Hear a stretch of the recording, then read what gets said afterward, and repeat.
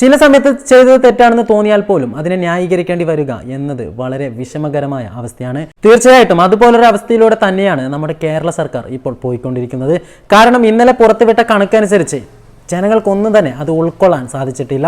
കാരണം 75,000 രൂപ ഒരു ശവസംസ്കരണത്തിന് വേണ്ടി വന്നു എന്ന് പറയുമ്പോൾ ഒരു പക്ഷേ മനുഷ്യ മൃതദേഹമെടുത്ത് സ്വർണ്ണപ്പെട്ടിയിലോ മറ്റോ അല്ല സംസ്കരിക്കുന്നത് എന്ന് എല്ലാവർക്കും തന്നെ അറിയുന്ന കാര്യമാണ്.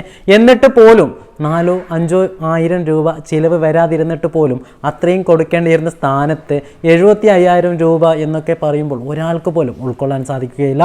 അതുകൊണ്ട് തന്നെ ഈ ഒരു കണക്കിൻ്റെ അടിസ്ഥാനത്തിൽ ഒരുപാട് വിമർശനങ്ങളും വന്നിരുന്നു. അവസാനം അവർ തന്നെ ന്യായീകരണവുമായി മുമ്പിലോട്ടെത്തി. ഇത് ശരിക്കുമുള്ള കണക്കല്ല എന്നും ഇത് കേന്ദ്ര സർക്കാരിനെ കാണിക്കാൻ വേണ്ടി തയ്യാറാക്കിയതാണെന്ന രീതിയിലായിരുന്നു അവർ പറഞ്ഞത്. ഒരുപക്ഷെ കേന്ദ്ര സർക്കാർ എടുത്ത് ഈ കണക്ക് നോക്കിയാലും അവർക്കൊന്നും മനസ്സിലാവാൻ സാധ്യതയില്ല. അവരൊക്കെ ഇന്ത്യയിലല്ലല്ലോ എന്നായിരിക്കും ഇവർ വിചാരിച്ചിട്ടുണ്ടാവുക. എന്തു തന്നെ ആയാലും ആരെ പറ്റിക്കാനായാലും ഇതുപോലുള്ളൊരു കള്ളക്കണക്ക് തീർച്ചയായിട്ടും ഒരാൾക്ക് പോലും ഉൾക്കൊള്ളാൻ സാധിക്കുകയില്ല. ഭക്ഷണ ചിലവിനായി മാത്രം 10 കോടിയോളം രൂപ. ഒരുപക്ഷെ ഈ ഭക്ഷണം എല്ലാ ദിവസവും നൽകിയത് സന്നദ്ധ സംഘടനകളായിരുന്നു. അവരെ അവസാന സമയങ്ങളിൽ ആട്ടി ഓടിച്ചതിന് ശേഷം ഇവർ മാത്രം നൽകാമെന്ന രീതിയിൽ എത്തുകയും ചെയ്തു. ഒരുപക്ഷെ അതൊക്കെ ഇതുപോലുള്ള കള്ളക്കണക്കുകൾ കാണിക്കാൻ വേണ്ടി ആയിരിക്കുമെന്ന് ഇപ്പോഴാണ് നമുക്ക് മനസ്സിലാവുന്നത്.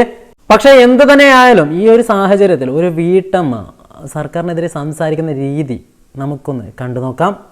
കേരളം ഒന്നടങ്കം. പക്ഷെ അതിനേക്കാൾ വലിയ ഒരു ദുരന്തമാണ് ഇന്ന് കേരളം ഭരിക്കുന്ന മുഖ്യമന്ത്രി ശ്രീ പിണറായി വിജയൻ എന്ന അതുക്ക് മേലെ വിളിക്കാനാണ് ഞാൻ ആഗ്രഹിക്കുന്നത്. പക്ഷെ എന്റെ സംസ്കാരം അനുവദിക്കാത്തത് കൊണ്ട് ഈ പേരിൽ ഞാൻ ഒതുക്കിയത്. ഇതിന്റെ പേര് കേസെടുത്താലും എനിക്കൊരു വിഷയവും ഇല്ല.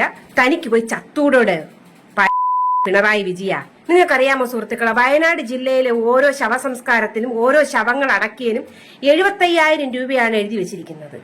ശരിക്കു പറഞ്ഞ കല്ലെടുത്തെറിഞ്ഞ് തലമണ്ട പൊട്ടിക്കാനുള്ള ദേഷ്യം എനിക്കുണ്ട്. താൻ മുഖ്യമന്ത്രി ആയിപ്പോയി എന്നുള്ളതാണ് ഏറ്റവും വലിയ സങ്കടം. ഇയാളെ എന്ന് 10 പ്രാവശ്യം വിളിക്കാൻ വേണ്ടിയാണ് ഞാൻ ഈ വീഡിയോ ചെയ്യുന്നത്. ഇയാളും ഇയാളുടെ കുടുംബം മൊത്തം ആയിപ്പോയി. പാവങ്ങളെ പിഴിഞ്ഞ് ജീവിക്കുന്ന പോയി പണിയെടുത്ത് ജീവിക്കണം. തനിക്ക് പോയി ചത്തൂടോട് പിണറായി വിജയ. ഒരുപക്ഷെ ഈ സ്ത്രീ പറയുന്നത് പോലെ തന്നെ ഓരോ ദുരന്തവും നമുക്ക് ലാഭം കൊയ്യാനുള്ള ബിസിനസ് മാത്രമാണെന്ന് തെളിയിക്കുക തന്നെയാണ് ഇവരൊക്കെയും തന്നെ ചെയ്യുന്നത്. ഒരുപക്ഷെ ഈ സ്ത്രീ പറഞ്ഞത് ഇച്ചിരി കൂടിപ്പോയെങ്കിലും പല ആളുകളും മനസ്സിൽ പറയാൻ വിചാരിക്കുന്നത് ചിലപ്പോഴൊക്കെ ഇത് തന്നെയായിരിക്കും.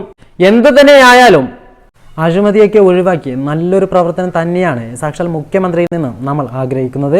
ഒരുപക്ഷെ അതിന് വിപരീതമായി നിങ്ങളോ നിങ്ങളുടെ പാർട്ടിയോ നിങ്ങളുടെ സർക്കാരോ ചെയ്യുമ്പോൾ തീർച്ചയായിട്ടും ഇതുപോലെ തന്നെ ജനങ്ങൾ പ്രതികരിച്ചു പോവും. എന്തു തന്നെയായാലും ഇനിയെങ്കിലും നല്ലൊരു ഭരണം നിങ്ങളുടെ ഭാഗത്ത് നിന്ന് ഉണ്ടാവും എന്ന രീതി സഹായ സഹകരണങ്ങൾ ദുരന്തം അനുഭവിക്കുന്ന എല്ലാവർക്കും തന്നെ ലഭ്യമാക്കുകയും അതിലുമുപരി പിരിഞ്ഞു കിട്ടിയ മുഴുവൻ പണവും അവർക്ക് തന്നെ ഉപയോഗിക്കുന്ന രീതിയിൽ വിനിയോഗിക്കുകയും ചെയ്യണമെന്ന് വിനീതമായി അപേക്ഷിക്കുന്നു.